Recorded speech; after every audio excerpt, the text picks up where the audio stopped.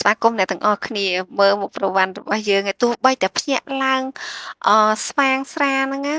ក៏នៅតែមិនអាចបំភ្លេចរឿងអតីតកាលដែលគាត់បានសាងដែរអ្នកទាំងអស់គ្នាមិនថាញ៉ាំស្រាហ្នឹងប្រមាណពាងប្រមាណធុងប្រមាណផោតយ៉ាងណាក៏មិនអាចបំភ្លេចបានដែរមែនអ្នកទាំងអស់គ្នាសារ៉ាគ្រាន់តែថាយើងអាចញ៉ាំថាទំនាក់ទំនងមិត្តភ័ក្តិឬក៏ធ្វើការងារអីណាទោះបីតែថាបើយើងចង់ញ៉ាំសូរ៉ាឲ្យបំភ្លេចរឿងគ្រប់យ៉ាងគឺវាអាចទៅរួចទេអ្នកនរអគ្នាអើយមើលទៅទូប្រុសរបស់យើងទៅភ្ញាក់ឡើងគឺដឹងខ្លួនឡើងវិញគឺដូចដើមមកហើយឈឺចាប់ជាងមុនទៀតព្រោះគ្រប់យ៉ាងវាអាចរលត់បាត់ទៅណាបានឡើយគឺវានៅក្នុងការចងចាំហើយការចងចាំនឹងវាជាការឈឺចាប់ហើយក្រោកឡើងសវេសវ៉ាឲ្យកូនចៅនឹងជូនគាត់ទៅមន្ទីរពេទ្យជាបន្ទាន់គាត់ចង់ជួបបញ្ញាគាត់ចង់សុំទោសបញ្ញាមិនថាប្រមាណលានដងឲ្យថាបញ្ញាអភ័យទោសឲ្យគាត់ណាអ្នកទាំងអស់គ្នាឲ្យពេលដែរជិះឡានតាមផ្លូវហ្នឹងគាត់ក៏បាននិយាយរឿងរ៉ាវដែលពាក់ព័ន្ធនឹងអ្នកដែលធ្វើបាបបញ្ញាទាំងអស់ហ្នឹងទៅខាងលេខាគាត់ថាខាងគ្រួសារគាត់នឹងបានចាត់ចែងហើយថាសំបីតានាងសារាយហ្នឹងក៏ចាប់បានហើយគ្រប់យ៉ាងនាងសារាយហ្នឹងក៏បានសារភាពក៏ពាក់ព័ន្ធនឹងពិសិដ្ឋដែរហើយទូប្រុសពេលហ្នឹងគឺគាត់អស់អីនិយាយហ្មងគាត់មិនដឹងថាគួរនិយាយបែបណាព្រោះបើគិតទៅគាត់ក៏ជាដើមហេតុដែរព្រោះថាបើសិនជាគាត់ហ្នឹងកុំទុកចិត្តគុំផ្ដល់ក្តីសង្ឃឹមលក្ខណៈថាមិនផ្ដល់ក្តីសង្ឃឹមថាស្នេហាអ្នកនរអគ្នាយល់ទៅគឺផ្ដល់ការទុកចិត្តគ្រប់បែបយ៉ាងរហូតដល់ពិសិដ្ឋហ្នឹងមានជាការយល់ច្រឡំថាបើសិនជាគ្មានបញ្ញាម្នាក់ទូប្រុសនឹងអាចបកគលបេះដូងឲ្យមកគាត់អីចឹងណាតែវាអាចទៅរួចទេព្រោះថាគ្រប់យ៉ាងវានៅតាចិត្តស្មោះស្រវណ្ណណាมันអាចមាននរណាបំបែកបានឡើយក៏ប៉ុន្តែអ្វីដែលគេអាចបំបែកបាននោះគឺអឺការប្រច័ណ្ឌណាអ្នកទាំងអស់គ្នានៅពេលដែលការប្រច័ណ្ឌកើតឡើងគឺវាធ្វើឲ្យយើងនឹងមកបាំងហើយលែងទុកចិត្តដៃគូរបស់យើងទៅធ្វើឲ្យទុករបស់យើងហ្នឹងប្រច័ណ្ឌខ្លាំងពេកដល់ថ្នាក់ថាគ្រប់យ៉ាងឃើញមិត្តភក្តិគេផុសរូបអីជួបជុំគ្នាអីអញ្ចឹងក៏គិតផ្លូវហ្នឹងដែររហូតដល់គិតថាគេអត់ស្រឡាញ់ខ្លួនឯងគេមានអ្នកថ្មីនៅឆ្ងាយពីគ្នាអញ្ចឹងគ្មានអ្នកណាដែលអាចថាទុកចិត្តទុកអារម្មណ៍មិនអីអញ្ចឹងណាអ្នកទាំងអស់គ្នាក៏ប៉ុន្តែគឺតួប្រុសគិតលក្ខណៈដូចជាពិសិដ្ឋដែរយូរទៅព្រោះគិតថានៅឆ្ងាយអញ្ចឹងប្រកាសជាត្រូវការដៃគូអីម្ដងម្កាលអីអញ្ចឹងព្រោះអីអឺគាត់ថាជាតិជាមនុស្សប្រុសម្នាក់ដែរអញ្ចឹងណាក៏ប៉ុន្តែមនុស្សប្រុសមិនមែនអញ្ចឹងទាំងអស់ទេអ្នកទាំងអស់គ្នាអ្នកខ្លះក៏គេល្អអ្នកខ្លះក៏គេមិនល្អហើយអឺមានមិនថាមនុស្សប្រុសមិនថាមនុស្សស្រីមិនថាភេទទីប៉ុន្មានទេអ្នកទាំងអស់គ្នាគឺមានមនុស្សល្អមានមនុស្សអាក្រក់អញ្ចឹងឯងក៏ប៉ុន្តែហាមម៉ៅទៅលើបុគ្គលអឺទាំងរួមព្រោះថាបើសិនជារឿងអាក្រក់កើតឡើងគឺទៅលើបុគ្គលទេដូចជាពិសិដ្ឋអញ្ចឹងពេលដែលតួប្រុសគាត់ផ្ដល់ទំនុកចិត្តគ្រប់បែបយ៉ាងគួរណាស់គាត់តែសប្បាយចិត្តធម្មតាបើសិនជាចៅហ្វាយយើងស្រឡាញ់នឹងទុកចិត្តយើងហើយនឹងផ្ដល់គ្រប់បែបយ៉ាងឲ្យយើងគួរតែអរគុណនឹងអលក្ខណៈថាធ្វើកិច្ចការអ្វីៗដែលល្អដែលត្រឹមត្រូវដើម្បីសងគុណដល់គេអញ្ចឹងណាក៏ប៉ុន្តែពិសិដ្ឋអ្វីដែលគេឲ្យគ្រប់យ៉ាងល្អកាន់តែខ្លាំងកាន់តែចង់បានមកជារបស់ខ្លួនអានេះគឺវាជាការអឺបាបកម្មណាអ្នកទាំងអស់គ្នាមនុស្សយើងលោភលន់ណានៅពេលដែលលោភលន់គឺធ្វើឲ្យរឿងអស់ហ្នឹងគឺកើតមានឡើងហ្មង ហើយក៏បានបញ្ឆេះភ្លើងឲ្យតួប្រុសរបស់យើងនឹងឆេះសន្ធោសន្ធៅរហូតដល់ភ្លេចខ្លួនជាសភាពបុរសតាំងពីដើមឡើយមកគឺសុវណ្ណជាមនុស្សល្អជាមនុស្សដែលអឺស្រស់ស្អាតស្រស់សង្ហាអ្នកមានហើយចេះគោរពចាស់ទុំហើយចេះផ្ដល់តម្លៃដល់មិនថាអ្នកក្រអ្នកខ្សត់ឬក៏អ្នកដែលមានប្រវត្តិដូចជាបញ្ញាអញ្ចឹងបញ្ញាប្រវត្តិគាត់ហ្នឹងគឺមានអឺលក្ខណៈថាខូចខិលជាមួយសង្សារអីអញ្ចឹងដល់ថ្នាក់ចោលម៉ែចោលឪចោលផ្ទះសម្បែងណាអ្នកទាំងអស់គ្នាក៏ប៉ុន្តែទូប្រុសរបស់យើងនៅពេលដែលលងស្រឡាញ់បញ្ញាគឺគាត់អត់បានគិតរឿងអឺចំណុចទាំងអស់ហ្នឹងឯងហើយគាត់ក៏បានលងស្រឡាញ់គេក៏បានផ្ដល់ក្តីសង្ឃឹមថាគាត់នឹងផ្ដល់ក្តីស្រឡាញ់ដ៏ពេញលេញមួយឲ្យទៅបញ្ញាគ្រប់យ៉ាងទាំងអស់ហ្មងរហូតដល់បញ្ញាគាត់ជឿតែម្ដងអ្នកទាំងអស់គ្នាគាត់ជឿថាស្នេហារបស់ទូប្រុសឲ្យមកបញ្ញាគឺជាស្នេហាពិតក៏ប៉ុន្តែគ្រប់យ៉ាងបញ្ញាហាក់បីដូចជាដឹងនៅពេលដែលមនុស្សយើងនៅសុខគេក៏ផ្ញើរូបមនុស្សជាទីស្រឡាញ់របស់យើងហ្នឹងមកឲ្យយើងតែក្នុងគោលបំណងអីគឺគោលបំណងតែមួយគត់គឺចង់ឲ្យយើងហ្នឹងគឺមានជាការភ្លើងឆេះឡើងមកឯងតែបញ្ញាអត់ទេអ្នកទាំងអស់គ្នាគ្រប់រូបភាពគ្រប់វីដេអូដែលពិសិដ្ឋផ្ញើមកគឺបញ្ញាអត់មានតបតអីទាំងអស់បានតែត្រឹមតែមើលហើយក៏មិន reply ដែរអ្នកទាំងអស់គ្នា ចឹងមិនថាដល់ថ្នាក់ពិសិដ្ឋគាត់ក្តៅក្រហាយខ្លាំងពេកáធ្វើអ្វីគេមិនបែករហូតដល់អគ្រប់យ៉ាងចេះតែបង្កើតរឿងរ៉ាវឲ្យទូប្រុសហ្នឹងរករឿងបញ្ញារហូតដល់មានជាការថតរូបមិត្តភក្តិរបស់បញ្ញាការពិតពិសិដ្ឋដឹងគ្រប់យ៉ាងថាមិត្តភក្តិដែលគាត់ថតហ្នឹងណាគឺគេមានសង្សារហើយសង្សារហ្នឹងក៏ជាមិត្តរបស់បញ្ញាដែរហើយពួកគាត់ហ្នឹងគឺស្និទ្ធស្នាលនឹងគ្នាខ្លាំងណាស់លក្ខណៈថាដូចបងប្អូនអញ្ចឹងណាទោះបីស្នាក់នៅបន្ទប់ជាមួយគ្នាក៏ពួកគាត់អត់មានដែលប៉ះពាល់អីគ្នាដែរអ្នកទាំងអស់គ្នាព្រោះថាយើងធ្វើការជាមួយគ្នាអីចឹងណាមនុស្សយើងអត់មានស្នេហានឹងគ្នាក៏គាត់អត់មានលក្ខណៈថាលូកលាន់គ្នាអីដែរឬក៏ទោះបីមិនមែនជាស្នេហាក៏មិនមែនជា one night stand ដែរអ្នកទាំងអស់គ្នាយល់ពាក្យមួយនឹងអត់ពេលខ្លះមិត្តភាពគឺមានពិតហើយស្នេហាក៏មានពិតហើយការដែលលូកលាន់ក៏មានពិតដូចជាពិសិដ្ឋអញ្ចឹងពិសិដ្ឋមួម៉ៅគ្រប់បែបយ៉ាងដែលធ្វើបញ្ញាឲ្យបញ្ញាធ្លាក់ក្នុងអន្លង់ធ្លាក់ក្នុងរណ្ដៅដែលគាត់បានសាងយ៉ាងណាក៏បញ្ញាអត់ធ្លាក់អ្នកទាំងអស់គ្នាក៏ប៉ុន្តែអ្វីដែលសំខាន់គឺបញ្ញាធ្លាក់ក្នុងរណ្ដៅនៃការឈឺចាប់ណាឈឺចាប់ខ្លាំងដល់ថ្នាក់ថាទោះបីតែតួប្រុសរបស់យើងមានធ្វើគ្រប់យ៉ាងគាត់បានទៅដល់មន្ទីរពេទ្យហើយក៏បានលិចជង្គង់នៅមុខបន្ទប់របស់ប៉ាបញ្ញាហ្នឹងណាអ្នកនរអស់គ្នាហើយសូមអនុញ្ញាតឲ្យគាត់ហ្នឹងបានចូលទៅយល់ទៅបន្ទប់ VIP ដែលឪពុកម្ដាយរបស់សុវណ្ណរៀបចំនេះគឺគាត់ដឹងហ្មងបើមិនរៀបជាពិសេសទេគឺខ្លាចអ្នកដទៃមើលមកឃើញកូនគាត់ហ្នឹងគឺយ៉ាប់ភ្នែកមើលខ្លាំងមែនទែនលោកជង្គង់សុំអង្វរហូនក៏ថាពុកនឹងកាត់ផងអ្នកទាំងអស់គ្នាដល់ថ្នាក់ហ្នឹងពីព្រោះថាគាត់ធ្វើខុសធ្ងន់ធ្ងរចំពោះបញ្ញាខ្លាំងពេកក៏ប៉ុន្តែឪពុកម្ដាយរបស់បញ្ញាគឺគាត់អត់បានដឹងទេតែឪពុកម្ដាយរបស់សុវណ្ណគាត់បានដឹងហើយដោយសារទីហើយនឹងប្អូនរបស់គាត់ហ្នឹងម៉ាក់ទីហ្នឹងគឺបានប្រាប់គ្រប់យ៉ាងហើយទើបបានគាត់ជួយបញ្ញាគ្រប់យ៉ាងដោយសារថាគាត់គិតថាបញ្ញាគឺជាមនុស្សម្នាក់ដែលអច្ឆរិយៈបំផុតដែលអាចទ្រាំរឿងនឹងបានណាដល់ថ្នាក់ថ្ងៃមួយប៉ាម៉ាក់របស់ទូប្រុសហ្នឹងគាត់បានជជែកគ្នាពីរឿងកូនរបស់គាត់ម៉ាក់របស់ទូប្រុសគាត់ក៏បាននិយាយថាប៉ាហ្នឹងបានដឹងអីដែលពាក់ព័ន្ធនឹងកូនខ្លះអត់តែប៉ាគាត់អត់និយាយអីអ្នកទាំងអស់គ្នាត្បិតថាសុវណ្ណធ្លាប់បានសួរនាំពាក្យទាំងអស់ហ្នឹងជាមួយប៉ាគាត់ក៏តែប៉ាគាត់អត់បាននិយាយអីទាំងអស់ទៅម៉ាក់គាត់ហ្នឹងក៏បាននិយាយទៅកាន់ប្តីគាត់ថាបើសិនជាខ្ញុំវិញខ្ញុំមិនអាចទ្រាំបានដូចជាបញ្ញាទេខ្ញុំនិយាយមែនបើសិនជាឃើញប៉ាវាបែបហ្នឹងអីខ្ញុំប្រកាសជាបញ្ចេញកំហឹងភ្លាមឲ្យដាច់គ្នាលែងលះគ្នាភ្លាមតែម្ដងមែនតាសូម្បីតែអេមីនក៏គិតអញ្ចឹងដែរអ្នកទាំងអស់គ្នាជឿអត់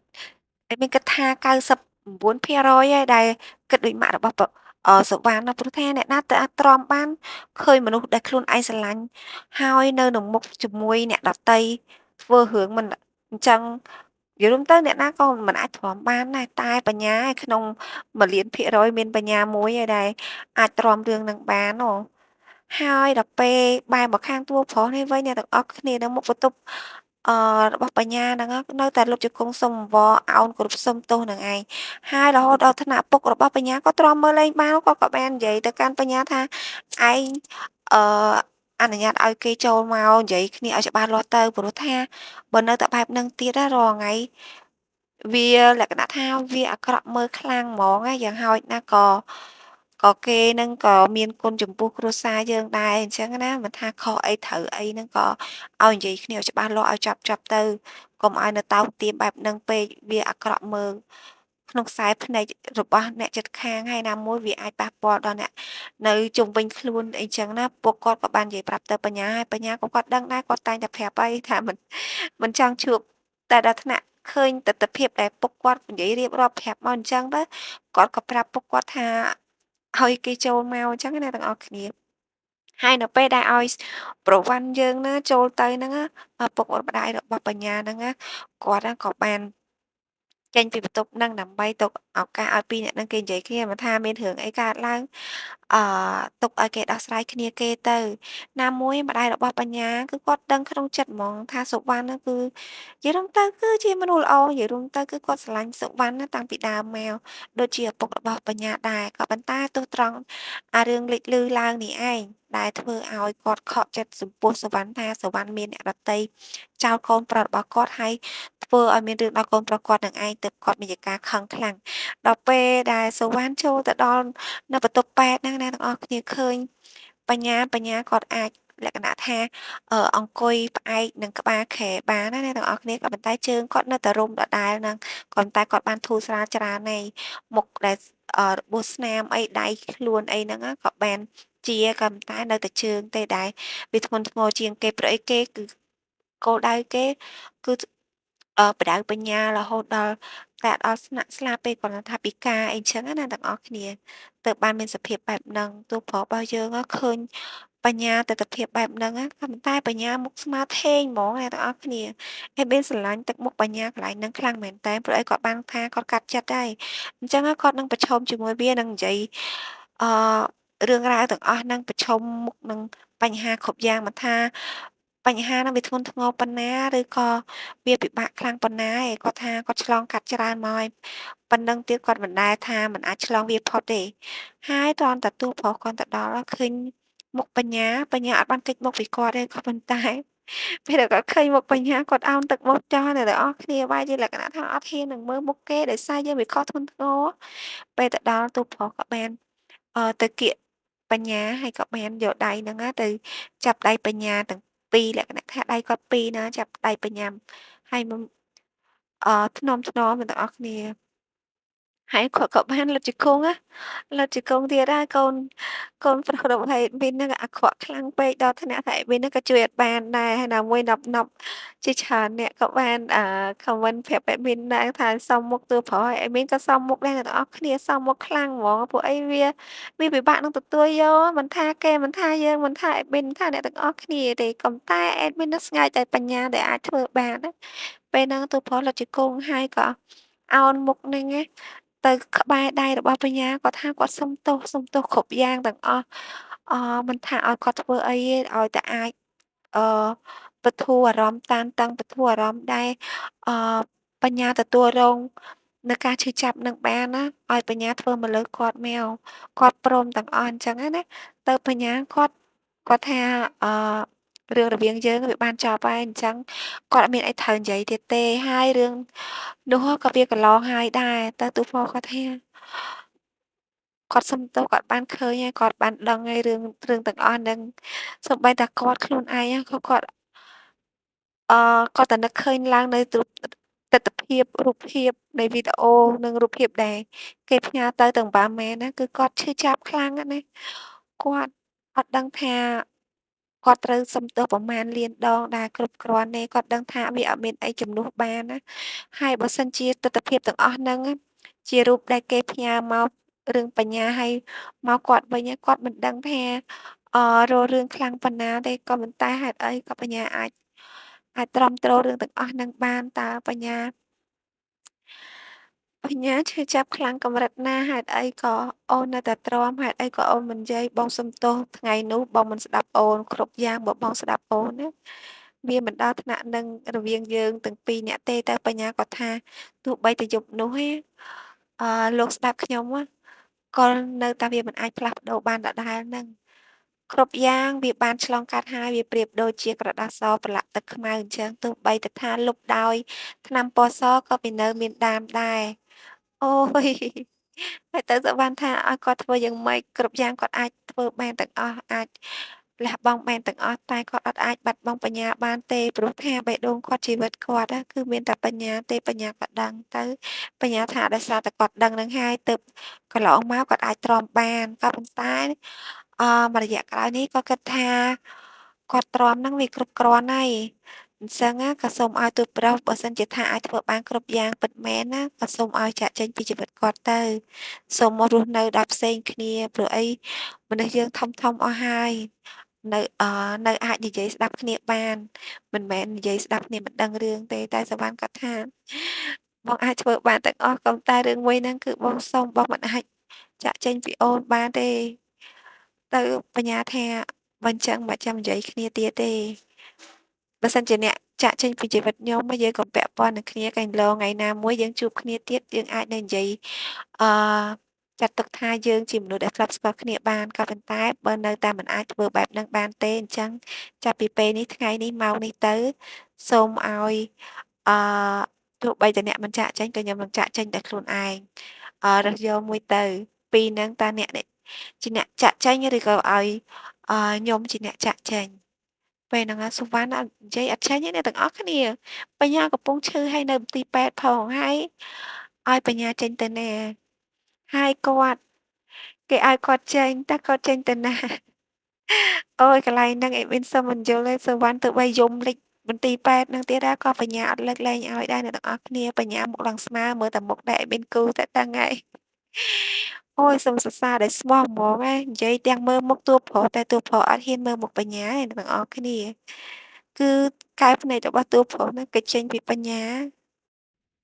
ហើយបន្ទាប់មកទៀតបញ្ញាក៏បានប្រាប់ថាគាត់ដល់ម៉ោងសម្រាលហើយសូមឲ្យតួប្រុសហ្នឹងចេញទៅវិញទៅហើយពេលហ្នឹងតួប្រុសគាត់បានតែត្រឹមមើលមុខបញ្ញាដល់ពេលមើលមុខបញ្ញាគឺគាត់លែងមើលមុខគាត់បែរចេញគាត់ថាឲ្យត្រឡប់ទៅវិញទៅគាត់ដល់ម៉ោងសម្រាលហើយបើសិនជាអត់ចាកចេញទេចាំខ្ញុំអ្នកចេញដោយខ្លួនឯងនិយាយហើយនិយាយទៀតហ្មងពេលហ្នឹងតួប្រុសអត់ទាន់ចេញទេបញ្ញាក៏អឺបែរមកវិញហើយទៅម្ដងខកពីខែហ្នឹងទៅសុវណ្ណអ្នកទាំងអស់គ្នាពេលហ្នឹង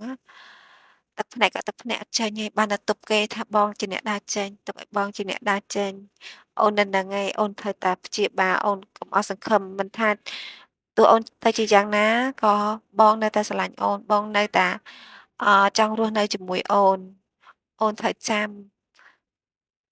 ពេលហ្នឹងសុវណ្ណក៏បែរខ្នងត្រឡប់ទៅវិញហើយពេលដែលចេញពីបន្ទប់បញ្ញាគឺអត់បានទៅវិញទេអ្នកទាំងអស់គ្នាគឺមានជាការទន់ជង្គង់ ផ្អែកខ្នងនឹងជញ្ជាំងហើយឱនមុខចុះហើយអ្នកទាំងអស់គ្នាអើយកន្លែងហ្នឹងធ្វើឲ្យឪពុកម្ដាយរបស់បញ្ញាក៏អាណិតសុវណ្ណដែរហើយម្ដាយរបស់បញ្ញាក៏ថាបាននិយាយជាមួយបញ្ញាច្បាស់លាស់អស់ហើយមែនតែសុវណ្ណក៏បានឆ្លើយថាបាទខ្ញុំបាននិយាយជាមួយគេរួចរាល់ហើយក៏ប៉ុន្តែបញ្ញាអត់ព្រមលើកលែងទោសឲ្យខ្ញុំទេឲ្យខ្ញុំចាកចេញពីជីវិតគេតែខ្ញុំសុំវល់អ៊ំប្រុសអ៊ំស្រីសុំមេត្តាទោះបីតែថាខ្ញុំឆ្លើយយល់ព្រមថាខ្ញុំនឹងដើរចេញព្រោះថាបើខ្ញុំមិនព្រមដើរចេញទេបញ្ញាជាអ្នកដើរចេញដោយខ្លួនឯងនេះគឺជាជម្រើសតែមួយគត់ដែលខ្ញុំឆ្លើយថាយល់ព្រមជាមួយបញ្ញាតែសូមក្តីមេត្តាពីអ៊ំប្រុសអ៊ំស្រីឲ្យខ្ញុំនៅទីនេះផងទោះថាមិនបានឃើញមុខគេក៏បាននៅទីនេះកំដរគេដែរសូមអ៊ំប្រុសអ៊ំស្រីមេត្តាខ្ញុំដឹងថាទោះបីថាខ្ញុំសុំវល់ឲ្យលើកលែងទោសក៏មិនអាចលើកលែងទោសកំហុសមួយនេះគឺវាធំវាធ្ងន់ធ្ងរខ្លាំងណាស់ក៏ប៉ុន្តែខ្ញុំគ្រាន់តែសុំឱកាសសម្រាប់កែខ្លួនទោះថាមិនអាចបានច្រើនក៏បានតិចតួចបាននៅក្បែរគេពីចម្ងាយក៏ខ្ញុំអស់ចិត្តដែរខ្ញុំសូមវល់អ៊ំប្រុសអ៊ំស្រីមេត្តាអនុញ្ញាតឲ្យខ្ញុំមកទីនេះផងហើយសូមកុំឲ្យគេដឹងថាខ្ញុំមកទីនេះអីព្រោះថាខ្ញុំអត់ចង់ឲ្យគេគិតថាខ្ញុំនឹងក្បត់ពាក្យសន្យាទេក៏ប៉ុន្តែខ្ញុំធ្វើអត់បានពិតមែនខ្ញុំមិនអាចចាកចេញពីគេបានឡើយអ៊ំប្រុសអ៊ំស្រីខ្ញុំសូមវល់អ្នកទាំងអស់គ្នាសាកទិដ្ឋភាពមើលទូករបស់យើងលិតជង្គង់ហើយអោបជង្គង់ជើងប៉ារបស់បញ្ញាជាប់ហើយរួនសុំវល់សុំឱកាសអភ័យទោសក៏ប៉ុន្តែអ៊ំប្រុសគាត់ក៏ចិត្តរឹងដែរព្រមក៏គាត់មិនឆ្លើយមិនព្រមក៏គាត់មិនឆ្លើយក៏ប៉ុន្តែទូប្រុសហ្នឹងក៏បានប្រើខ្សែភ្នែកហ្នឹងមើលទៅអឺម្ដាយរបស់បញ្ញាហើយម្ដាយរបស់បញ្ញាហ្នឹងគាត់ក៏មានភ្នែកសន្ទុះបន្តិចដែរអ្នកទាំងអស់គ្នាមិនមែនប្រើភ្នែកអំណាចកាចគេចចេញពីតួប្រុសយើងឯអត់ទេគឺគាត់បានមើលទៅតួប្រុសដែរហាក់បីដូចជាគាត់ផ្ដល់ឱកាសឲ្យតួប្រុសយើងអញ្ចឹងណាអញ្ចឹងតួប្រុសក៏គាត់ក៏គាត់សប្បាយចិត្តអញ្ចឹងថាខ្ញុំពិតជាអរគុណអ៊ំប្រុសអ៊ំស្រីតែបើថាអ៊ំទាំងពីរមិនបានឆ្លើយយល់ព្រមក៏ប៉ុន្តែខ្ញុំជឿថាអ៊ំទាំងពីរប្រកាសជាយល់ព្រមផ្ដល់ឱកាសឲ្យខ្ញុំក្នុងការកែខ្លួនពេលហ្នឹងណាទាំងអស់គ្នាតួប្រុសរបស់យើងណាអត្រូវទៅប្រជុំការងារអញ្ចឹងណាគឺលេខាគាត់បានប្រាប់ថាត្រូវប្រជុំបន្ទាន់អីចឹងទៅដល់ពេលហើយតួប្រុសក៏បានលាអ៊ំប្រុសអ៊ំស្រីហ្នឹងទៅប្រជុំហើយគ្រាន់តែថាទៅប្រជុំហ្នឹងឯងគឺទៅផ្លាស់សម្លៀកបំពាក់នៅក្រុមហ៊ុនអីអញ្ចឹងហើយរួចរាល់អស់ហើយក៏ផ្លាស់សម្លៀកបំពាក់ហ្នឹងណាមកអឺមន្ទីរពេទ្យវិញអ្នកទាំងអស់គ្នាសាកគិតមើលនៅខាងមុខបន្ទប់ពេទ្យអញ្ចឹងគឺអត់មានលក្ខណៈថាបន្ទប់គេអត់មានកៅអីដូចបន្ទប់កន្លែងរង់ចាំសម្រាប់អង្គុយឯមែនទេអ្នកទាំងអស់គ្នាអញ្ចឹងគឺទូប្រុសរបស់យើងហ្នឹងអឺនៅខាងក្រៅបន្ទប់ហ្នឹងតើគាត់ធ្វើម៉េចមានតែអង្គុយផ្ទាល់នឹងឥដ្ឋនឹងឯងហើយអ៊ំប្រុសអ៊ំស្រីពេលដែលគាត់ចេញមកពីបន្ទប់អញ្ចឹងណាឃើញទូប្រុសរបស់យើងនៅហ្នឹងរហូតដល់យប់ទៀតណាអ្នកទាំងអស់គ្នាគាត់តែចេញពីធ្វើការមកអាពេលល្ងាចហ្នឹងហើយណាគាត់នៅដល់យប់ទៀតហើយតើអ៊ំប្រុសហ្នឹងក៏បានប្រាប់ឲ្យទូប្រុសហ្នឹងត្រឡប់ទៅផ្ទះវិញទៅ បញ្ញាគេបានញ៉ាំហើយគេទាញហើយគាត់ប្រាប់ដើម្បីឲ្យទូកប្រុសហ្នឹងឈប់ខ្វល់លក្ខណៈថាកុំឲ្យបារម្ភពីបញ្ញាអីអញ្ចឹងណាហើយទៅអម្ផងក៏ចូលទៅក្នុងវិញទូកប្រុសគាត់ថាគាត់នឹងនៅទីនេះនៅទាំងយប់នៅទាំងថ្ងៃបន្ទាប់ពីគាត់ចេញទៅធ្វើការគឺគាត់នៅទីនេះហើយអ្នកទាំងអស់គ្នាគិតមើលយប់ឡើងទៅបន្ទប់ទឹកនៅណាមានតែចុះពីជាន់ដែលថាបន្ទប់ VIP ហ្នឹងគឺគាត់ទៅបន្ទប់លក្ខណៈថារួមអញ្ចឹងណាសម្រាប់អ្នកជំងឺទូទៅនឹងឯងមិនថាទៅងុយទឹកមិនថាទៅចូលបន្ទប់ទឹកអីអញ្ចឹងណាគឺនៅក្នុងបន្ទប់ទឹករួមនឹងឯងព្រមទាំងធ្វើឲ្យឪពុកម្ដាយរបស់បញ្ញាគឺអាណិតខ្លាំងមែនតើហ្នឹងណាហើយមកជារៀងរាល់ថ្ងៃបញ្ញាក៏គាត់អត់ដែលដឹងទេសូម្បីតែថាថ្ងៃដែលគាត់អត់ទៅធ្វើការមិនត្រូវមិត្តភក្តិហើយសេចក្ដីអីហ្នឹងមិនត្រូវមកលេងបញ្ញាមែនទេអ្នកទាំងអស់គ្នាមកសួរសុខទុក្ខអីធម្មតាទៅតែពួកគាត់ណាគឺអត់និយាយអីទាំងអស់ថាតួប្រុសរបស់យើងនៅខាងក្រៅទេខ្លាចបញ្ញាដឹងអញ្ចឹងណាហើយឡើងមករយៈហ្នឹងហ្មងឡើងយូរដែរអ្នកទាំងអស់គ្នាហើយបញ្ញាជើងរបស់គាត់ហ្នឹងលក្ខណៈថាអាចកម្រើកបានតិចៗអញ្ចឹងណាបញ្ញាក៏មានជាការត្រេកអរជាខ្លាំងហ្មងគាត់គិតថាមួយរយៈទៀតប្រហែលជាគាត់នឹងអាចចេញពីមន្ទីរពេទ្យបានហើយមើលទៅជើងគាត់នឹងអាចមានសង្ឃឹមថាអាចធ្វើចលនាខ្លួនឯងនៅផ្ទះបានអញ្ចឹងណាមិនបាច់ចាំតាពេទ្យធ្វើឲ្យហើយលក្ខណៈថាត្រូវតែមើលការខុសត្រូវពីពេទ្យរាល់ថ្ងៃអញ្ចឹងណាតែដល់ពេលហើយទៅទីហើយនឹងម៉ាក់ក៏បានមកមើលហើយរួមទាំងម៉ាក់របស់តួប្រុសដែរអ្នកទាំងអស់គ្នាគឺមកច្រើនមែនទែនហ្មងថ្ងៃហ្នឹងលក្ខណៈថាដូចជាចង់ប្រាប់អីដល់បញ្ញាអញ្ចឹងក៏ប៉ុន្តែអត់មានអ្នកណាហ៊ាននិយាយអីទាំងអស់តែម្ដាយរបស់តួប្រុសរបស់យើងហ្នឹងណាគាត់ក៏បានហៅបញ្ញាកូនហ្មងណាគាត់ថាកូនបើចាំតន់ត្រឡប់ទៅផ្ទះវិញឯងទោះបីតែជើងរាងធូរបន្តិចមែនក៏ប៉ុន្តែអម៉ាក់នឹងរកពេទ្យពិសេសសម្រាប់មកព្យាបាលជើងកូនដោយឲ្យជាហើយកូនអាចនឹងឆាប់បានទៅណាមកណាទៅធ្វើការឬក៏ធ្វើអ្វីដែលតាមចិត្តកូនបានអញ្ចឹងណាកូនមិនបាច់បារម្ភទេទៅបញ្ញាថាគាត់ពិតជាអរគុណខ្លាំងមែនតើដែលអ៊ំប្រុសអ៊ំស្រីហ្នឹងណាជួយគាត់មករហូតមិនឲ្យពុកម៉ែគាត់លំបាកមានពេទ្យមានអីប្រចាំហើយក៏ប៉ុន្តែម្ដាយរបស់តួប្រុសក៏ថាអឺប៉ានិងម៉ាក់នឹងជួយកូនជានិច្ចព្រោះថាកូនប្រសាររបស់ម៉ាក់ទាំងមូលរឿងអីដែលម៉ាក់ទុកចោលណាទាំងអស់គ្នានិយាយមកឡើងលយហ្មងណាម្ដាយរបស់តួប្រុសណាហើយឡើងអត់រៀនមាត់ទេពុកម្ដាយរបស់បញ្ញាឡើងមើលមុខហ្មងណាហើយទៅអ្នកគ្រប់គ្នាហ្នឹងក៏គាត់អត់ហ៊ានថាអីទេបានតែញញឹមហើយទៅបញ្ញាគាត់ថារវាងគាត់ហើយនឹងគេហ្នឹងណាបានចាប់សពគ្រប់ហើយសូមអ៊ំប្រុសអ៊ំស្រីកុំគិតអឺពីរឿងពួកគាត់ទៀតអីហើយគាត់ពិតជាសុំទោសមែនទែនដែលអាចបំពេញតាមបំណងរបស់អ៊ំស្រីបានអញ្ចឹងទៅបញ្ញាគាត់ថាគាត់និយាយទាំងអស់ហ្នឹងហើយទៅប្រាប់ម្ដាយរបស់តួប្រុសអញ្ចឹងទៅតែអ៊ំស្រីហ្នឹងគាត់ក៏បាននិយាយថាឲ្យកូនកុំខ្វល់ត្បិតតែថាអាកូនអត់បានការហ្នឹងវាអត់ប្រយោជន៍ហ្នឹងណាកូនចង់ទាត់តាណាទាត់ទៅតែម៉ាក់នឹងចាត់ទុកកូនណាជាកូនប្រសារជានិច្ចទោះបីថាកូនទាំងពីរហ្នឹងបែកបាក់គ្នាទៅជាយ៉ាងណាក៏ដោយតែក្នុងចិត្តម៉ាក់គឺមានកូនដែរអញ្ចឹងអត់អាចហាមឃាត់ចិត្តម៉ាក់បានទេកូនថាអីថាទៅណែខ្លាំងដៃហ្មងណាហេតុតាស្រឡាញ់កូនគេខ្លាំងប៉ារបស់តួប្រុសគាត់ថាគាត់មើលមុខទៅម៉ាក់គាត់ថាអាយម៉ាក់វាលើសពេកហើយហើយទៅបញ្ញាឡើងសើចហ្មងណាគាត់ថាពិតជាលើសមែនហើយលោកអ៊ំហើយទៅម៉ាក់ហ្នឹងគាត់ថាទៀតអត់មានលើសទេប៉ាវាតាមកូនប៉ាវាទៅតែខ្ញុំតាមកូនប្រសារខ្ញុំអ្នកទាំងអស់គ្នាអើយម្ដាយក្មេកដែលខ្ញុំត្រូវការគឺបែបហ្នឹងហើយទីគាត់ក៏បានប្រាប់ទៅបញ្ញាថាអឺបងប្រុសខ្ញុំអត់រាប់រកទេប៉ុន្តែខ្ញុំរកតែបងថ្លៃទេបងក៏ដឹងតាំងពីដើមមកខ្ញុំស្រឡាញ់បងប៉ុណ្ណាហើយខ្ញុំក៏តែងតែនិយាយថាបើសិនជាបងប្រុសហ៊ានធ្វើបាបបងពេលណាខ្ញុំនឹងមិនលើកលែងទោសឲ្យគាត់ទេអញ្ចឹងទោះបីគាត់ទៅណាទៅបងកាត់ផ្តាច់ពីគាត់ក៏កាត់ទៅប៉ុន្តែយើងសាច់ញាតិនឹងគ្នានៅតែសាច់ញាតិនឹងគ្នាអីហើយពួកម៉ាក់ដៃគូដៃកង់មិនមែនស្រីពេជ្រទេអ្នកទាំងអស់គ្នាតែរបស់ទីណាគឺជាពួកម៉ាក់របស់បញ្ញាតាំងពីដើមមកស្គាល់គ្នាដំបូងម៉ែឲ្យត្រូវរូវគ្នាណាហើយទៅម្ដាយរបស់ទីហ្នឹងគាត់ថារវាងគាត់និងបញ្ញាមិនត្រូវជាអីនឹងគ្នាក៏ប៉ុន្តែដៃគូដៃកង់មិត្តជិតស្និទ្ធដែលអាចយល់ចិត្តដែលអាចពិភាក្សាគ្នាបាន សីពេចឡើងចំណែនហ្មងគាត់ថានេះប៉ាអ៊ុំម៉ាអ៊ុំហើយនិងអ្នកមីងរួមទាំងទីទីហេតុអីក៏អ្នកគ្រប់គ្នាអត់មានដែរអឺស្រឡាញ់ខ្ញុំដូចស្រឡាញ់បញ្ញាអញ្ចឹងសោះខ្ញុំឡើងតូចចិត្តហើយតើស្រីពេជ្រក៏ថាអុយខ្ញុំនិយាយលេងទេខ្ញុំនិយាយលេងទេបញ្ញាឆាប់ព្យាបាលឲ្យឆាប់ជាណាហើយខំប្រឹងស្ដាប់តាមគ្រូពេទ្យប្រាប់ឲ្យធ្វើម៉េចធ្វើតាមនឹងមកដើម្បីឆាប់បានទៅញ៉ាំការរបស់ខ្ញុំទៅពេលហើយបញ្ញាឡើងវ៉ាវបងថា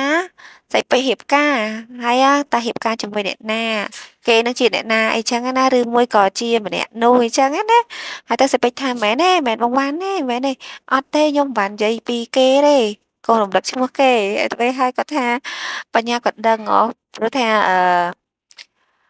ដុកទ័រដែលជាដុកទ័រកាយសម្ផស្សប្រចាំហាងរបស់សីពេជ្រនឹងឯងគឺតាមស្រឡាញ់សីពេជ្រតាំងពីយូរយ៉ាងណាស់ហើយត្បិតតែចាស់បន្តិចមែនតែចិត្តស្មោះណាអ្នកទាំងអស់គ្នាអើយបញ្ញាថាគាត់ម្នាក់នឹងត្រូវអត់ពេជ្រថាត្រូវហើយចាស់មែនតែចាស់ខ្លឹមចាស់ចិត្តស្មោះហើយមិនថាពេជ្រឲ្យគាត់ចាំយូរឆ្នាំប៉ុណ្ណាក៏ប៉ុន្តែគាត់នឹងចាំអ្នកទាំងអស់គ្នាខ្ញុំសរសើរដុកទ័រនឹងខ្លាំងមែនតែនទោះបីកាលពេជ្រភ្ជាប់ពាក្យជាមួយតួប្រុសក៏គាត់អត់ខ្វល់ថាពេជ្រនេះជ្រើសរើសយកអ្នកណាចោលគាត់ក៏គាត់អត់ខ្វល់ដែរគាត់ដឹងថាគាត់ស្រឡាញ់គេគាត់ធ្វើការនៅក្រុមហ៊ុនគេអញ្ចឹងតែគាត់អត់មានថាទៅធ្វើបាបឬក៏អឺលក្ខណៈថាកាលគ្រួសាររបស់ស្រីពេជ្រនឹងធ្លាក់ខ្លួនក៏គាត់អត់រត់ចោលដែរនេះមិនចំជាក្តីស្រឡាញ់ដែលគេមានឲ្យគ្នាពិតប្រាកដមែនហើយស្រីពេជ្រឡើងរំភើបចិត្តណាស់ដែលថាគាត់មានសំណាងបានជួបបុរសបែបហ្នឹងណាហើយទៅបញ្ញាគាត់ថាពេជ្រពិតជាអឺលក្ខណៈថានឹកស្មានមិនដល់ថាគាត់អាចនឹងរង់ចាំពេជ្របានត្រូវអត់តែពេជ្រថាត្រូវហើយនេះបានសមជាស្នេហាដ៏ស្មោះស្ម័គ្រមែនជាបុរសដែលអឺនៅក្នុងក្តីស្រមៃរបស់នារីជាច្រើនដែលគេចង់បានខ្ញុំពិតជារំភើបចិត្តជំនួសពេជ្រខ្លាំងមែនទែនមែនអ្នកទាំងអស់គ្នាដុកទ័រហ្នឹងអត់ដែលមានគំនិតក្បត់សីពេជ្រម្ដងណាឡើយទោះបីតែសីពេជ្រក្បត់គាត់ភ្ជាប់ពាក្យជាមួយតួប្រុសតែមិនហៅថាក្បត់ទេព្រោះថាអត់ដែលនិយាយគ្នាថាជាសង្សារជាអីនឹងគ្នាផងគ្រាន់តែថាដឹងថាដុកទ័រមានចិត្តលើកខ្លួនតែសីពេជ្រគាត់អត់អាចរើសយកដុកទ័រទេពេលហ្នឹងព្រោះថាគាត់ហ្នឹងក៏មានចិត្តឲ្យបញ្ញាខ្លះៗដែរតែត្រូវបង្ខំចិត្តភ្ជាប់ពាក្យជាមួយតួប្រុសណែជីវិតវាយកច្បុកច្បល់អញ្ចឹងហើយពេលនេះបញ្ញាអាឡែងតែអបអរគេហ្នឹងភ្លេចខ្លួនឯងកំពុងតែកើតទុក្ខដូចលេងកើតទុក្ខលេងអីហើយអ្នកទាំងអស់គ្នាព្រោះថាមានឪពុកម្ដាយមានអ្នកនៅជុំវិញខ្លួនផ្ដល់កម្លាំងចិត្តមនុស្សល្អពិតជាទទួលបាននូវអ្វីដែលល្អមែនហើយនាងសារាយហើយនឹងពិសិដ្ឋហ្នឹងក៏បានជាប់គុកក៏បានត្រូវប៉ូលីសថាកំណត់ប្រមាណឆ្នាំទៅតាមច្បាប់ហ្នឹងឯងហើយម្យ៉ាងវិញទៀតអ្នកគ្រប់គ្នាគាត់និយាយហ្នឹងទាំងដៃតួប្រុសនៅខាងក្រៅឮសំឡេងគេនៅខាងក្នុងគេមានការសើចអ៊ូអរក៏ប៉ុន្តែតួប្រុសបាននៅចាំនៅក្រៅបន្ទប់ទេហើយដល់ពេលពួកគាត់ត្រឡប់ទៅវិញអស់តួប្រុសក៏អត់ទៅវិញដែររហូតដល់ម៉ាក់គាត់ថាកាលណាបានតែដេកផ្ទះទៅអីខ្លះអីដើម្បីឲ្យអឺគាត់ថាគាត់អត់ទៅទេលុះត្រាតែគាត់ហ្នឹងបានគេត្រឡប់មកវិញបានគាត់នាំកូនប្រសាទៅលេងផ្ទះតែម្ដងទៅម៉ាក់គាត់ថាមិនបាច់ឯងនាំទេកូនប្រសាយើងចេះយកទៅខ្លួនឯងបានហើយប៉ាគាត់ថាប្រយ័ត្នប្រយែងសុខភាពផងកូនប៉ាមិនហាមឃាត់ទេក៏ប៉ុន្តែគេងមិនអីមិន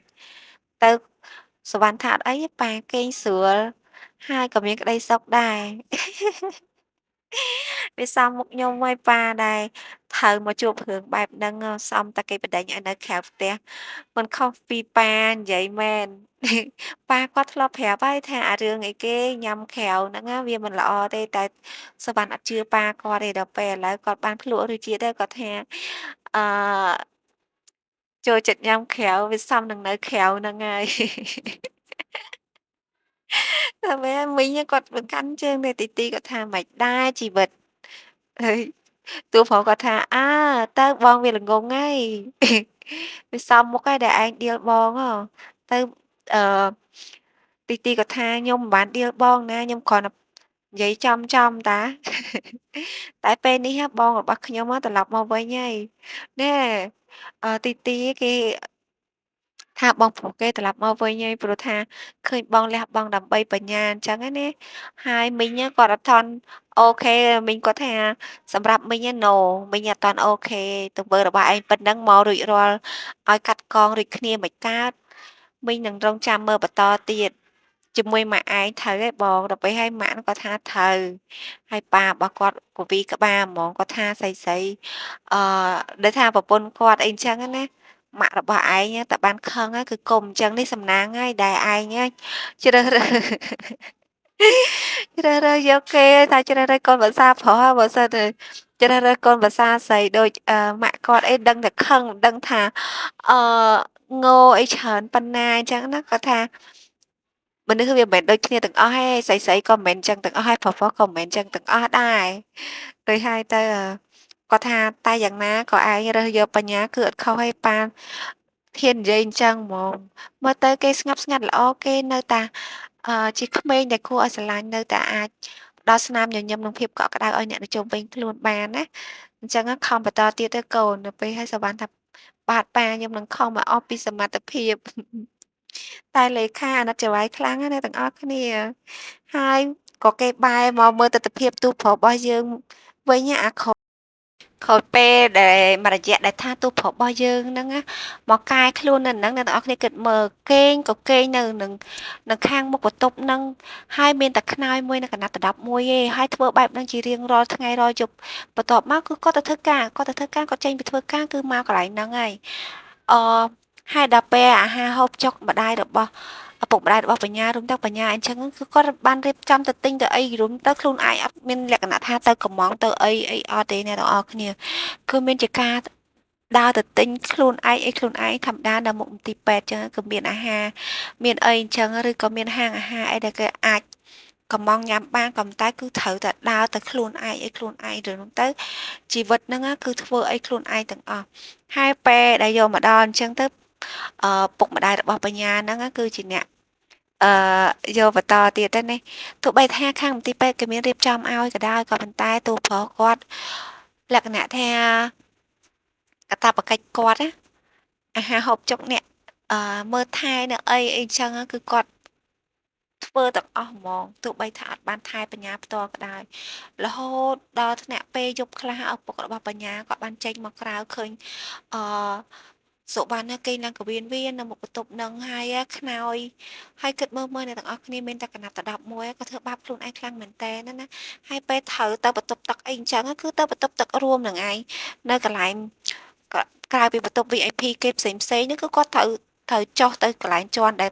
ប្រើរួមមានបន្ទប់ផ្សេងដែលប្រើរួមអញ្ចឹងទៅអូយអ្នកទាំងអស់គ្នាឡើងអាណ័យអាធមហ្មងណាឪពុកបញ្ញាឡើងអាណិតរហូតដល់ថ្នាក់គាត់និយាយថាពេលគាត់ចេញមកនិយាយជាមួយសុវណ្ណហ្នឹងថាកុំឲ្យធ្វើអញ្ចឹងទៀតអីព្រោះអីកិត្តិយសគ្រួសារមុខមាត់គ្រួសាររួមទាំងសុខភាពអាចនឹងប៉ះពាល់ទៅសុវណ្ណណាគាត់បានប្រាប់ទៅឪពុករបស់បញ្ញាវិញថាគ្រប់យ៉ាងរបស់គាត់ណាគាត់មានអស់ហើយក៏គាត់អត់ខ្លាចនឹងប៉ះពាល់កិត្តិយសគ្រួសារដែរព្រោះអីនេះគឺជារឿងត្រឹមត្រូវពីព្រោះថារឿងត្រឹមត្រូវទោះបីតែគាត់ធ្វើទៅអាចវានឹងមើលមិនល្អមើលពិតមែនក៏ប៉ុន្តែវាធ្វើឲ្យចិត្តគាត់ហ្នឹងណាបានធូរស្រាលខ្លះប្រសើរជាជាងដែលគាត់នៅអอฟហ្វិសនៅផ្ទះល្អប្រណិតក៏ប៉ុន្តែចិត្តរបស់គាត់នៅតែអត់ស្ងប់ណាគឺគាត់និយាយប្រាប់ដល់ពុករបស់បញ្ញាអញ្ចឹងហ្មងគាត់ថាគាត់សុំធ្វើបែបហ្នឹងបន្តទៀតរហូតទៅដល់ពេលដែលគេហ្នឹងឯងអាចមានអារម្មណ៍ថាស្រស់ថ្លាជាងមុនអាចត្រជាក់ចិត្តជាងមុនហ្នឹងគេនឹងសុំទៅនិយាយជាមួយបញ្ញាម្ដងទៀតណាឪពុកហ្នឹងអាណិតកូនប្រសាយ៉ាងខ្លាំងប៉ុនពេកតែហ្មងគាត់អត់ដឹងថាគួរថាហាមឃាត់ថាម៉េចបើគេនិយាយអញ្ចឹងហើយហ្នឹងហើយឪពុករបស់បញ្ញាគាត់ក៏ប្រាប់បញ្ញាថាគាត់មានธุរៈសំខាន់ត្រូវទៅផ្ទះអញ្ចឹងគាត់អត់បាននៅមើលថែបញ្ញាទេឲ្យបញ្ញាហ្នឹងនៅជាមួយម៉ែនឹងមួយរយៈទៅបញ្ញាថាអត់អីទេពុកព្រោះថានៅនេះមានអ្នកគ្រូពេទ្យលោកគ្រូពេទ្យគាត់មើលថែយ៉ាងល្អហើយណាមួយពុកក៏ហត់នឿយខ្លាំងណាស់ដែរម៉ែក៏ដូចគ្នាខ្ញុំពិតជាសុំទោសមែនទែនទៅពុកក៏ថាកុំនិយាយចឹងអាល្អិតគ្រាន់តែកូនមិនអីកូនខំពុះពៀឲ្យជើងឆាប់ជាប៉ុណ្ណឹង ពុកហើយនិងម៉ែគឺសប្បាយចិត្តខ្លាំងណាស់ហើយណាមួយពុកមានកិច្ចការបន្ទាន់មែនហើយពុកត្រូវទៅស្អែកហ្នឹងហើយទៅពេលហើយម៉ាក់គាត់ហ្នឹងគាត់ថាអឺពុកវាទៅអញ្ចឹងឲ្យក្មេងៗនៅភូមិអញ្ចឹងណាសាច់ញាតិគាត់អីអញ្ចឹងមកម្នាក់មកបាន2នាក់គ្រាន់តែកំដរអីអញ្ចឹងតែគាត់ថាចាំទៅណោះចាំមើលនិយាយជាមួយក្មួយៗផ្សេងហ្នឹងណាឲ្យមកបានជាគ្នាទៅពេលហើយទៅគាត់អត់មានថាពឹងពាក់សុវណ្ណយើងអីអត់ទេណាអ្នកទាំងអស់គ្នាគឺនិយាយចឹងដើម្បីឲ្យបញ្ញាហ្នឹងស្ងប់ចិត្តគាត់ថាបញ្ញាថាមិនបាច់ទេពុកអើយព្រោះថាខ្ញុំឥឡូវក៏លេងអីដែរជើងហ្នឹងវាអាចកម្រើកបានខ្លះៗហើយបន្តិចទៀតហ្នឹងវាអាចនឹងជាហើយណាមួយក៏មានអ្នកគ្រូពេទ្យលោកគ្រូពេទ្យជួយហើយមិនបាច់ចាំឲ្យមានអ្នកណាមកលំបាកទៀតទេទៅម៉ែគាត់ថាម៉ែក៏អស់ល្ងុយច្រើនយប់ច្រើនថ្ងៃហើយដែរម៉ែក៏អស់កម្លាំងដែរបានសាច់ញាតិយើងមកមើលថែទៅក៏រៀងធូរអញ្ចឹងណាទៅឲ្យពុកឯងរោមកទៅបញ្ញាអាណិតពុកម្ដាយយ៉ាងខ្លាំងហ្មងណាថាដោយសារតែគាត់ហ្នឹងអត់ល្ងុយអត់អីអត់បានសម្រានអីគ្រប់គ្រាន់ទេលក្ខស្រកសាច់ស្រកអីបញ្ញាថាខ្ញុំពិតជាសុំទោសពិតមែនដល់ពេលហើយអ្នកទាំងអស់គ្នា Sky á, គឺគាត់áបានមកលេងនឹងបញ្ញាអញ្ចឹងណាគឺមកតែម្នាក់ឯងទេតែមុននឹងចូលបន្ទប់ក៏បានសើចចំអកឲ្យអ្នកខ្លះដែរគាត់យកបាច់ផ្កាយកផ្លែឈើអីមកប្អូនណាហើយក៏ឃើញសវណ្ណនៅមុខបន្ទប់អញ្ចឹងណាគាត់ថាមិនដែរសវណ្ណពេលនេះគឺគួរស្រឡាញ់ខ្លាំងណាអូយគេលូកដៃទៅក្តីថ្ពាល់សវណ្ណយើងណាសវណ្ណណាឡើងញឹមដាក់សម្លាញ់ហ្មងណាព្រោះថាគាត់ឃើញអ្នកទាំងអស់គ្នាហ្នឹងលក្ខណៈថាឲ្យតែពាក្យថាសវណ្ណត្រឡប់មកវិញអញ្ចឹងគឺគាត់មានអារម្មណ៍ថាគាត់ហ្នឹងសប្បាយចិត្តណាស់អ្នកទាំងអស់គ្នាគឺគាត់អត់ដូចពីមុនទេពីមុនណាមានតែទុក្ខមានតែការអឺខឹងមានតែការប្រច័ណ្ឌមានតែការស្អប់ប៉ុន្តែពេលនេះគឺអ្នកនៅជុំវិញខ្លួនគាត់ណាហាក់បីដូចជាអត់ឱនទោសឲ្យគាត់និយាយជាមួយគាត់អីដោយទឹកមុខស្រស់ញញឹមវិញអញ្ចឹងណាសុវណ្ណឡើងសប្បាយចិត្តហ្មងគាត់ថាការដែលគាត់លះបង់ប៉ុណ្ណឹងគឺវាមិនតាន់គ្រប់គ្រាន់ទេគឺគាត់ចង់មើលថែបញ្ញាឲ្យអស់ពីសមត្ថភាពគាត់ដោយផ្ទាល់ដៃរបស់គាត់អញ្ចឹងណាហើយដល់ពេលឥឡូវហ្នឹងដូចជាមានភ្លើងខៀវហើយឪពុកម្ដាយរបស់បញ្ញាគាត់ត្អូញត្អែថាគាត់នឹងអស់កម្លាំងអស់អីអញ្ចឹងណាដូចថាគាត់ខ្សត់ខ្សោយជាងមុនអញ្ចឹងទៅចង់ឲ្យមានសាច់ញាតិហ្នឹងមកមើលថែដល់ពេលហើយអឺ Sky គាត់បានចូលទៅអញ្ចឹងអ៊ំប្រុសក៏បានប្រាប់ទៅថាអឺអ៊ំស្អែកនឹងទៅផ្ទះវិញហើយក៏ពឹង Sky អីជួយមើលអីចឹងទៅ Sky គាត់ថាអត់អីទេខ្ញុំនឹងមកជួយមើលប្អូនអញ្ចឹងណាហើយម៉ាក់គាត់ហ្នឹងក៏និយាយតាមនឹងដែរពឹងពាក់ Sky ដូចគ្នាហើយតាយាយរបស់គាត់ហ្នឹងទាំងពីរហ្នឹងក៏បានចេញទៅក្រៅទុកឲ្យ Sky ហ្នឹងនិយាយគ្នាលេងជាមួយបញ្ញាបន្ទាប់ពីអ៊ំប្រុសអ៊ំស្រីគាត់ចេញទៅក្រៅគាត់ក៏បានហៅកូនប្រសាគាត់ទៅដែរអញ្ចឹងព្រោះឯងឃើញកូនប្រសាមួយរយៈហ្នឹងគឺ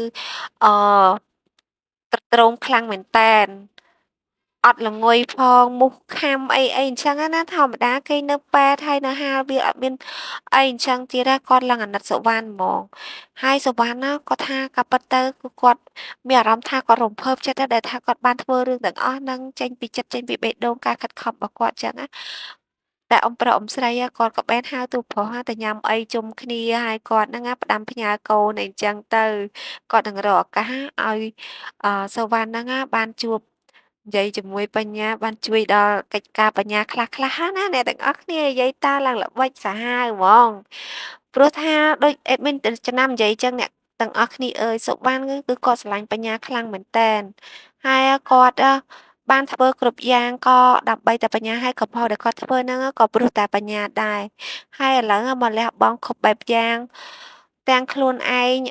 ជាកូនអ្នកមានស្ដុកស្ដំហើយអាចរើសដៃគូជីវិតកូនអ្នកមានគ្រួសារស្ដុកស្ដំដូចគ្នាក៏បានតែប៉ុន្តែក្តីស្រឡាញ់ដែលគាត់មានចំពោះបញ្ញាគឺស្មោះ100%ហ្មងតាំងពីអេដមីនអឺជួបគាត់ភាគទី1រហូតដល់ភាគទី29នេះមកគ្រប់វិនាទីគឺសុវណ្ណអត់ដែលថាដកចិត្តពីបញ្ញាឯអ្នកទាំងអស់គ្នាហ្នឹងគឺជាចំណុចពិសេសរបស់សុវណ្ណហើយគឺមាសសិតអត់ខ្លាចភ្លើងទេក៏ប៉ុន្តែល្ងើចិត្តរេដូចចុងស្រល់ម្ដងដែរហើយបន្ទាប់មក Sky ដឹងនិយាយអីខ្លះជាមួយបញ្ញាអ្នកទាំងអស់គ្នា Sky ក៏បានប្រាប់ថាហេតុអីក៏បញ្ញាហ្នឹងអត់ព្រមអឺ លើកលែងឲ្យសុវណ្ណអញ្ចឹងគាត់ចង់ដឹងមូលហេតុហើយពេលហ្នឹងបញ្ញាក៏បាននិយាយប្រាប់ទៅស្កាយថាការពិតទៅគាត់ក៏ដឹងដែរថាគេហ្នឹងមានចិត្តស្មោះចំពោះគាត់ហើយបានកន្លងមកគាត់ក៏បានតែងតែលើកទោសតែងតាផ្ដល់ឱកាសឲ្យគេជានិច្ចក៏ប៉ុន្តែអ្នកទាំងអស់គ្នាបញ្ញានិយាយនេះគឺអឺឡើងធ្លាក់ថ្លើមក្តុកតែម្ដងណាអ្នកទាំងអស់គ្នាគាត់ថាជីវិតគាត់ក្រុមគ្រួសារឋានៈគ្រប់បែបយ៉ាងវាអត់ស័ក្តិសមនឹងគេទេដល់ផ្សេងជាងគេឱកាសមួយនេះគឺគាត់ជ្រើសរើសបែកពីគេដោយខ្លួនឯងព្រោះថាជើងរបស់គាត់ហ្នឹងមើលទៅអត់សង្ឃឹមថានឹងអាចត្រឡប់មកវិញដូចដើមទេតើឲ្យគាត់ហ្នឹងអឺមានអីត្រូវប្រឈមមុខអ្នកនៅជុំវិញខ្លួននិងរឹតតែរងភាពអាម៉ាស់ដល់តួប្រុសទៀតណាអ្នកទាំងអស់គ្នាបញ្ញាគឺគិតគូរវែងឆ្ងាយគិតពីគេគ្រប់បែបយ៉ាងហ្មងទោះបីថាត្បិតថាមាត់ថាបែកពីតួប្រុសយើងក៏ដោយក៏ប៉ុន្តែដូចដែលស្កាយហើយនឹងគាត់កំពុងនិយាយគ្នានេះគឺដឹងថាបញ្ញាគឺគាត់ស្រឡាញ់គេខ្លាំងណាអ្នកទាំងអស់គ្នាដល់ថ្នាក់ថាមិនចង់ធ្វើជាបន្ទុកឲ្យគេត្បិតថាគ្រួសារតួប្រុសក៏គាត់ពេញចិត្តគាត់នឹងមើលថែគាត់នឹងផ្ដល់អ្វីៗគ្រប់យ៉ាងឲ្យបញ្ញាក៏ដោយក៏ប៉ុន្តែវាជារឿងមួយដែលគាត់អត់អាចអាត្មានិយមណាមនុស្សគ្រួសារមានមុខមានមាត់ក្នុងសង្គមហើយអឺសុវណ្ណនៅតែជាមនុស្សល្អនៅក្នុងចិត្តរបស់បញ្ញាជានិច្ចហ្នឹងតែគាត់ជ្រើសរើសដើរចេញចាកចេញពីតួប្រុសរបស់យើងកុំឲ្យវាអាចនឹងថ្ងៃខាងមុខអាចនឹងជួបរឿងមិនល្អជាងនឹងទៀតណាពាក្យសម្ដីមនុស្សមួយចំនួនណាគឺមិនធម្មតាទេបើសិនជាគាត់រស់នៅជាមួយគ្នាផ្សេងជាងគេមនុស្សដែលពិការដូចគាត់អញ្ចឹងតើចូលកម្មវិធីជួបជុំគ្រួសារសាច់ញាតិបងប្អូនជួបជុំដៃគូសហការតើស័ក្តិសមអត់ក្នុងការដែលគាត់នឹងបង្ហាញខ្លួនធ្វើជាដៃគូជីវិតរបស់សុវណ្ណអ្នកទាំងអស់គ្នាអើយមួយម៉ាត់មកបញ្ញាគឺមនុស្សតែមួយគ្មានពីរក្នុងលោកហ្មងស្កាយអាណិតប្អូនដល់ខ្លោចចិត្តហ្នឹងគាត់ថាគ្រប់យ៉ាងដោយសារតែបញ្ញាគិតរឿងបែបហ្នឹងមិនមែនបានដាច់ការតាក់ទងជាមួយសុវណ្ណដាច់អហង្ការគាត់ថាត្រឹមត្រូវព្រោះអីមិនមែនគាត់មិនដឹងទេរាល់ថ្ងៃរាល់យប់នេះគឺគាត់ដឹងថាគេនៅទីនេះរូបភាពដែលគេស្នាក់នៅទីនេះគឺគាត់បានឃើញហើយគាត់ក៏ដឹងដែរថាចិត្តស្មោះរបស់សុវណ្ណហ្នឹងអឺមានចំពោះគាត់កម្រិតណាត្រូវហើយអ្នកទាំងអស់គ្នាបញ្ញាយប់ឡើងគេងមើលទូរស័ព្ទដោយសារមានអ្នកថតឲ្យគាត់មើលគ្មានអ្នកណាទេអ្នកទាំងអស់គ្នាក្រៅពីសីពេជ្រព្រោះថាសីពេជ្រគឺគាត់ជាពាក់សុវណ្ណច្រើនមែនតើហើយគាត់ស្រឡាញ់សុវណ្ណខ្លាំងគាត់អត់ចង់ឲ្យបញ្ញាហើយនិងសុវណ្ណហ្នឹងបែកបាក់គ្នាទេអញ្ចឹងទង្វើរបស់តួប្រុសរបស់យើងគេងនៅខាងក្រៅនឹងវេទនាប៉ុណ្ណាហើយរត់ចុះរត់ឡើងធ្វើការផងហើយមកអឺ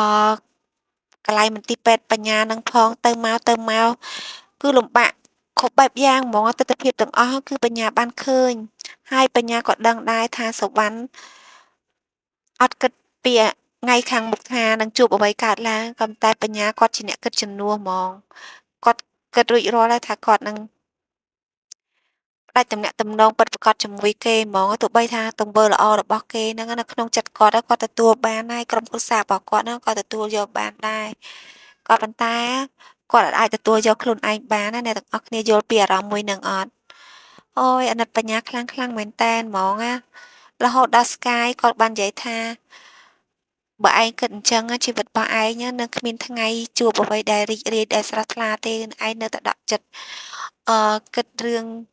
កន្លងមកហើយក៏បន្ទោសខ្លួនឯងថាអាចនឹងជាបន្ទុកគេរហូតហ្នឹងទាំងដែលគេគឺជាអ្នកខុសគឺជាអ្នកដែលធ្វើឲ្យឯងទៅជាបែបហ្នឹងអញ្ចឹងឯងត្រូវតែឲ្យគេទទួលខុសត្រូវជីវិតរបស់ឯងខ្លះព្រោះថាឯងឃើញស្រាប់ហើយរាល់ថ្ងៃនេះពុកម៉ែរបស់ឯងហ្នឹងជាអ្នករ៉ាប់រងគ្រប់យ៉ាងរួមទាំងពេទ្យអញ្ចឹងបើទាំងអស់ហ្នឹងឲ្យគេជាអ្នកធ្វើឯងនឹងកាន់តែដឹងច្បាស់ថាគេហ្នឹងអាចទ្រាំទ្រនឹងការរស់នៅជាមួយឯងបានឬអត់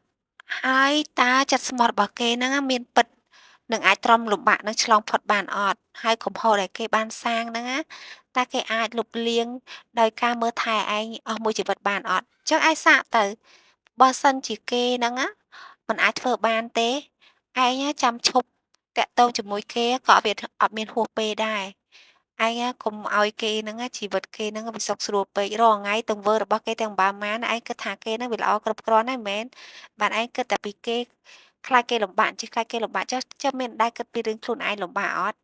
ឯងកុំល្ងងពេកឲ្យគេហ្នឹងភ្លក់រសជាតិការលំបាកខ្លះទៅ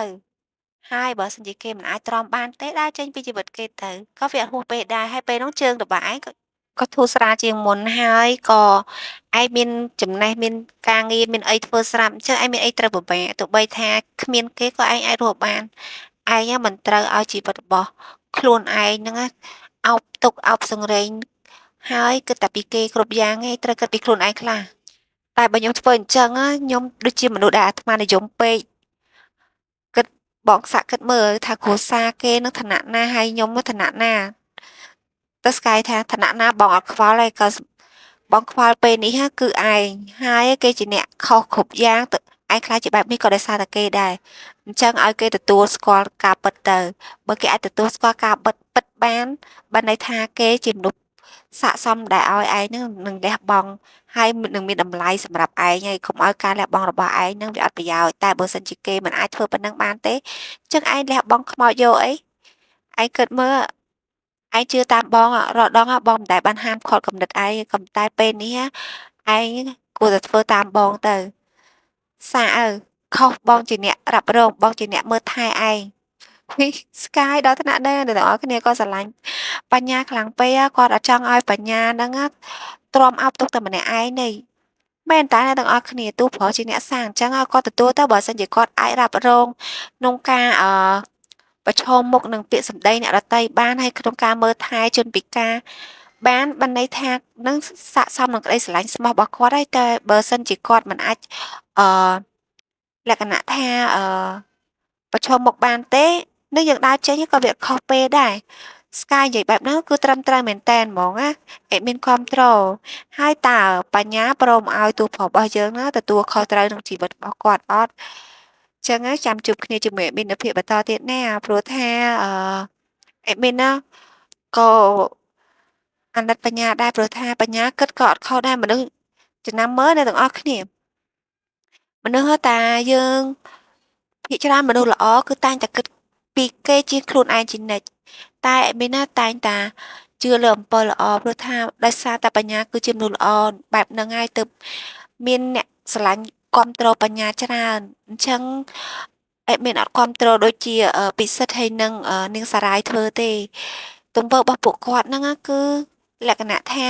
លោភលន់អត់ចេះគ្រប់គ្រាន់ហើយអត់ចេះយល់ពីចិត្តអ្នកដទៃអត់ចេះដឹងគុណពីអ្នកដទៃទើបជីវិតរបស់ពួកគាត់ចុងក្រោយបានតែវិនាសនឹងជាប់គុកជាប់ខ្នោះជាប់ច្បាប់នឹងឯង